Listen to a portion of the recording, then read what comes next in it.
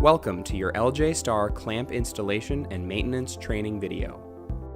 In the pharmaceutical and biotech world, process equipment is frequently disassembled for cleaning and reconfiguration. Proper installation, inspection, and maintenance of these connections is critical to ensuring they operate as designed. In this video, you'll learn the proper methods of clamp inspection, installation, and maintenance.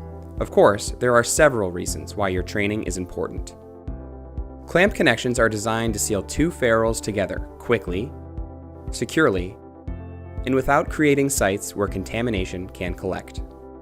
These clamp connections allow quick disassembly and reassembly for cleaning, maintenance, or reconfiguration of processing systems. Your role is very important. An improper connection could harbor bacteria. What's more, it may cause a leak. If a process fluid can get out, then there's a chance that contaminants can get in, and the entire batch could potentially be scrapped. A single drip can be extremely costly.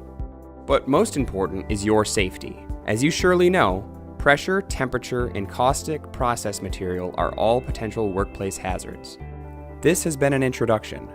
The full training video covers clamp component types, inspection, installation, and maintenance. To view the rest of the video, visit ljstar.com/train.